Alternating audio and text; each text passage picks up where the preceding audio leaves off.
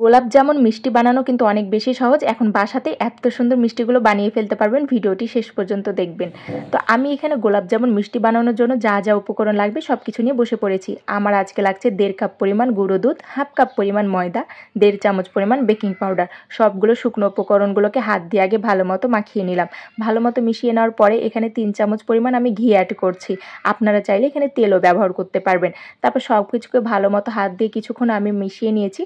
তারপরে এখানে আমি লিকুইড তরল দুধ নিয়েছি। সেটাকে আগে থেকে আমি একটু জাল করে নিয়েছিলাম। সেই দুধটাকে অল্প অল্প করে আমি এখন শুকনো উপকরণগুলোর সাথে মিশিয়ে নিচ্ছি।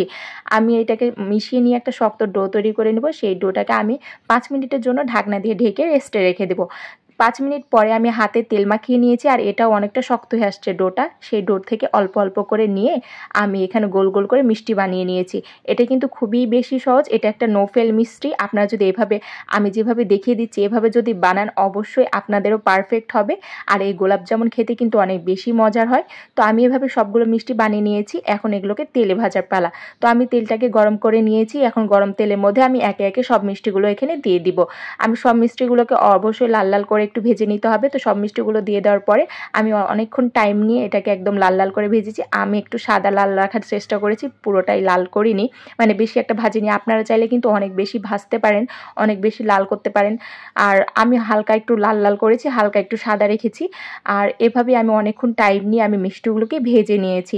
মিষ্টিগুলো ভেজে নেওয়ার পরে আমি এগুলোকে উঠিয়ে নিয়েছি। আর মিষ্টিগুলোকে আমি কোনো কিছু দিয়ে নাড়ার খুব কম চেষ্টা করেছি। আমি কড়াইটাকে এপাশ ওপাশ ঘুরিয়ে মিষ্টিগুলোকে আমি এপিট ওপিট ভালো মতো ভেজে নিয়েছি। তারপরে এটাকে আমি তেল ছাড়িয়ে উঠিয়ে নিলাম। এখন এটা উঠিয়ে রাখার পরে চুলাতে একটা আমি প্যান বসিয়ে দিলাম। তো এখন আমি সেখানে 2 কাপ পরিমাণ চিনি দিয়ে দিলাম। আর 2 কাপ পরিমাণ চিনির জন্য আমি 4 কাপ পরিমাণ পানি দিয়ে দিলাম। এক কথায় আপনার মিষ্টির পারফেক্ট শিরা হচ্ছে আপনি যতটুকু পরিমাণ চিনি দিবেন তার ডাবল পানি দিবেন।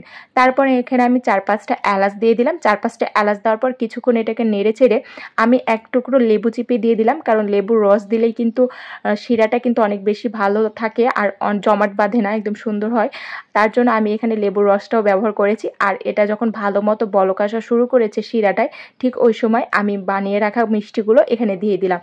এরপর মিষ্টিগুলো দিয়ে দেওয়ার পরে আমি 1 ঘন্টা এটাকে ঢাকনা দিয়ে ঢেকে রেস্টে রেখে দেব। অবশ্যই 1 ঘন্টা ঢাকনা দিয়ে ঢেকে রেস্টে রাখতে হবে, তাহলে কিন্তু মিষ্টির মধ্যে শিরাগুলো ভালো মতো ঢুকে যাবে। তো আমি কিছুক্ষণ নেড়ে চেড়ে ঢাকনা দিয়ে ঢেকে প্রায় 1 ঘন্টা পরে আমি ঢাকনা খুলে দেখছি, মাশাআল্লাহ মিষ্টিগুলো কিন্তু অনেক বেশি সুন্দর হয়েছে, অনেক বেশি ফুলে গেছে।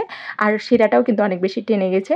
আর মিষ্টিগুলো খেতে কিন্তু অনেক বেশি মজার হয়েছিল। ভিতরে কিন্তু কোনো গোটা ভাব ছিল না, একদম সফট হয়েছিল আর খেতে অনেক বেশি মজার হয়েছিল। আপনারাও চাইলে কিন্তু বাসাতেই খুব সহজে এই মিষ্টি বানিয়ে খেতে পারবেন। আর এই মিষ্টি বানানোর যত বেশি সহজ, খেতে কিন্তু ততই বেশি মজাদার। আপনারা চাইলে কিন্তু এবার এটা খুব সহজে বাসা বানিয়ে ফেলতে পারবেন। দেখেন কতটা বেশি সফট হয়েছে, ভিতরে কিন্তু কোনো গোটা ভাব নেই। আর খেতেও কিন্তু অনেক বেশি মজার হয়েছে। আপনারাও এভাবে বানিয়ে একবার খেতে পারেন। আর কে কে অবশ্যই ট্রাই করেছেন অবশ্যই আমাকে জানাবেন। আজকে এ পর্যন্তই। ধন্যবাদ সবাইকে।